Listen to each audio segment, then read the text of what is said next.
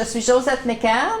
Aujourd'hui, vous ne pouvez pas me voir parce que, oui, vous pourriez me reconnaître en me voyant à votre écran, mais malheureusement, à cause de la distanciation de 2 mètres, la situation du COVID, etc., donc vous savez ce que nous vivons. Alors, vous allez entendre ma voix aujourd'hui. Le thème qu'on entend, les sujets de conversation dernièrement, les élections municipales. Et j'ai le plaisir aujourd'hui de vous présenter la secrétaire d'élection pour la ville de Témiscamingue, Catherine Parent. Bonjour Catherine et bienvenue d'avoir accepté notre invitation pour venir transmettre de l'information aux téléspectateurs concernant, on sait qu'on doit voter dimanche le 7 novembre. Oui. Donc, vous votez, est-ce qu'il y a des votes par anticipation, etc. Donc, on peut commencer par, justement, donc si quelqu'un n'est pas disponible dimanche le 7 novembre pour aller voter, oui. Est-ce qu'il y a un vote par anticipation possible? Oui, absolument. Donc, selon la loi, on doit offrir le vote il y a un vote par anticipation obligatoire qui est offert, soit 7 jours avant le jour du scrutin, donc le dimanche d'avant, qui tombe cette année le 31 octobre 2021. Donc ça sera notre jour de vote par anticipation. OK. Donc le jour du scrutin comme tel, on peut parler des heures. Donc, oui. Je ne sais pas si vous allez respecter le même calendrier d'heures, si tu veux. Je ne sais pas, j'ai employé le bon mot. Donc, commençons par le 7 novembre, le dimanche. Quelles sont les heures où le centre est ouvert, parce que ça va avoir lieu au centre, j'imagine? Oui, le vote a lieu au centre et ça va être de 9h30 le matin à 20h le soir. Donc ça, c'est pour le 7 novembre, également pour le vote par anticipation le 31 octobre, c'est les mêmes heures, 9h30 le matin à 20h. Les mêmes heures, oui. OK. Maintenant, l'endroit. Le 7 novembre, j'imagine, ça va être à la salle de Tory. Salle de Tory. Puis le vote par anticipation, le 31 Même octobre. chose. Donc, tout exact. Même Donc, chose. Qu'est-ce qui va se passer le 31 octobre et le 7 novembre? C'est identique. Les heures d'ouverture, l'endroit, parfait. Oui. Fait qu'on va accueillir les gens, dans le fond, dans la salle des jardins pour par la suite les apporter là, les amener vers la salle de Tory. Parfait. OK. Maintenant, est-ce qu'on a besoin d'une pièce d'identité quand quelqu'un, un citoyen se présente pour aller voter? Quelle est la procédure à suivre?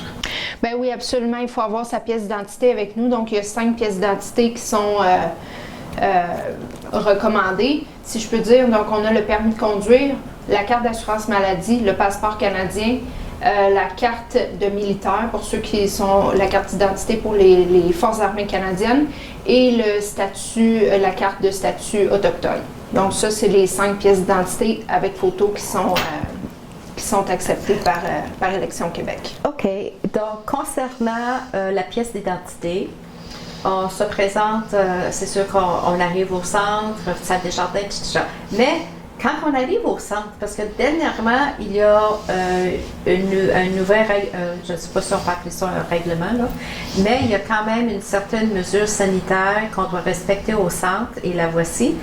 Pour pouvoir entrer au centre, on devrait faire preuve de double vaccination, le code QR. Donc ça, c'est justement pour rentrer dans le centre pour peu importe la raison. Mais pour le 31 octobre et le 7 novembre, jour d'élection, est-ce qu'on doit respecter, est-ce que ça veut dire qu'il y a des citoyens qui ne pourront pas aller voter parce qu'ils n'ont pas la double vaccination? Quelle est la mesure sanitaire pour ces 2 jours? Non. Donc, les gens vont pouvoir venir voter, là, même s'ils n'ont pas leur double vaccination. Évidemment, il va falloir signer le registre. Ça, c'est le centre fait signer le registre à tous les gens qui entrent dans le centre.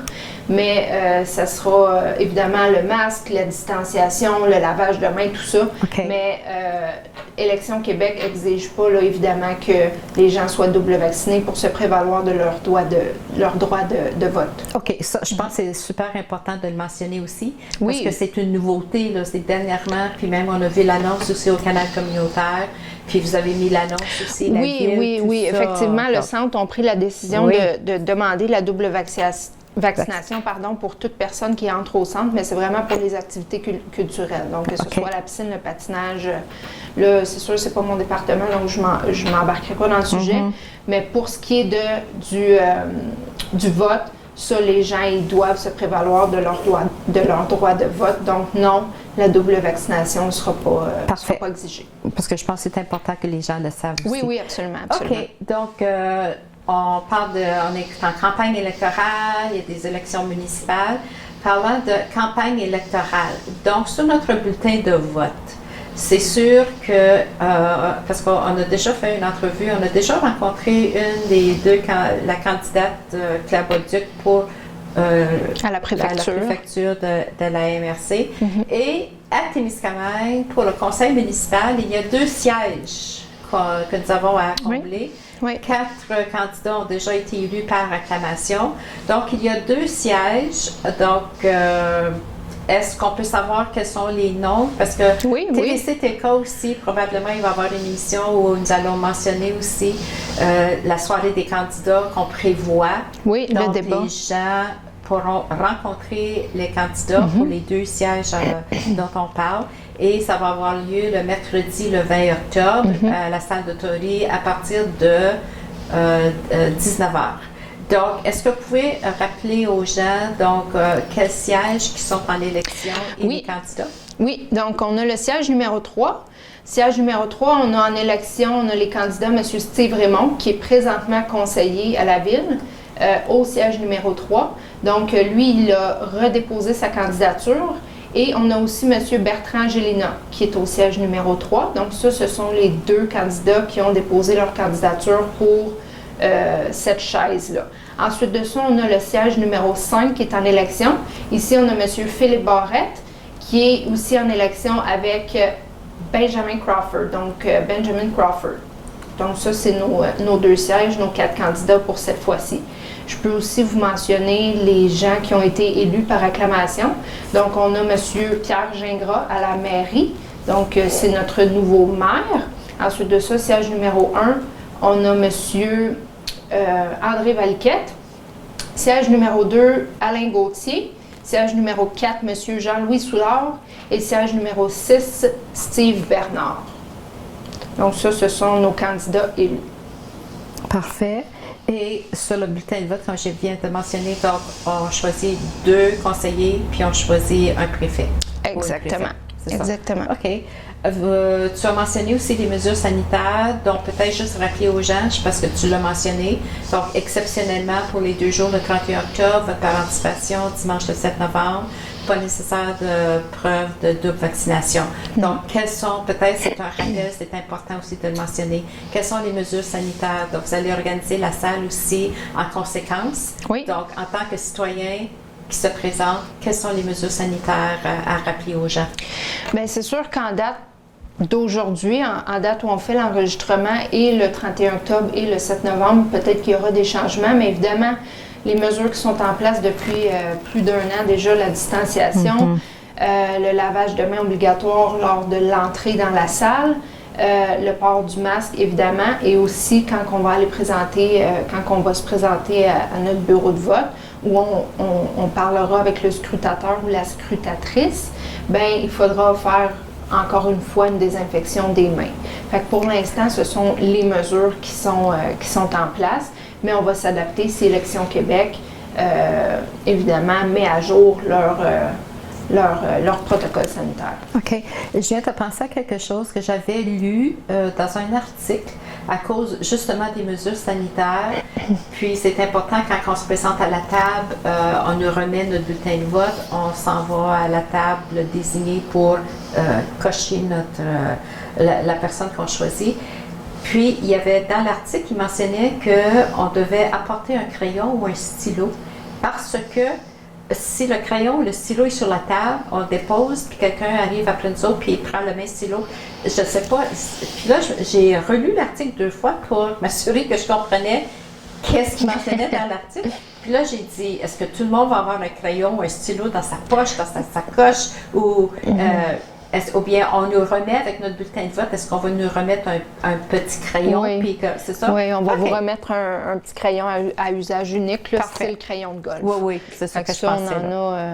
Mais non, on ne demandera pas aux gens d'apporter leur petit stylo. Là. Il y a déjà d'apporter la pièce d'identité, c'est déjà, il faut se rappeler de ça. Là. Fait que non, on a fait sûr de se procurer des stylos, des crayons à usage unique. Ben, justement, je pensais à ça parce que justement, les petits crayons de golf, je pense que ça s'achète dans des boîtes de 100 ou quelque chose. Oui, ça que j'ai dit. Oui. Regarde, on va partir avec notre petit crayon de golf là. Remerciement qu'on est allé parce qu'on a le droit de voter. Oui, donc, absolument. C'est important. Voter. Donc, on pourrait peut-être finir avec le mot de la fin. Donc, encourager puis inviter les gens. Vote par anticipation le 31 octobre, dimanche. Mais le jour du scrutin, c'est dimanche, le 7 novembre. Alors, je te laisse, Catherine, avec le mot de la fin. C'est important, c'est notre droit. Donc, si vous avez à vous obstiner, vous chialer, vous plaindre, mais il faut aller voter pour... Alors, je te laisse le mot de la fin. Évidemment, le droit de vote, c'est un droit fondamental. Donc, c'est vraiment important de se prévaloir en tant que citoyen de notre droit de vote. Et il ne faut pas oublier que le conseil municipal, c'est vraiment le cœur de la ville. C'est eux qui prennent les décisions. Toutes les décisions qui sont rattachées à la ville sont prises par le conseil municipal et son maire. Et on a seulement 2 sièges en vote. Donc, c'est vraiment l'occasion pour les citoyens de donner leur voix. On a 4 candidats. Donc, venez voter, ça prend pas grand temps, c'est un geste de citoyen à poser. Puis c'est vraiment l'occasion aux gens d'apporter peut-être un changement dans leur communauté versus le candidat vers qui ils vont se pencher. Parfait. Alors, merci pour tous ces renseignements, Catherine. Merci, Josette. Donc, on rappelle aux gens, dimanche, le 31 octobre, votre participation, de 9h30 à 8h le soir, 20h. Et le jour même, le 7 novembre, aux mêmes heures, au même endroit. Salle de Tory. Salle de Tory. Alors, merci d'avoir partagé toute cette information-là avec nous, Catherine. Merci. Et nos téléspectateurs, n'oubliez pas les dates, mettez à votre calendrier. Et sur ça, je vous souhaite une très bonne journée et à la prochaine.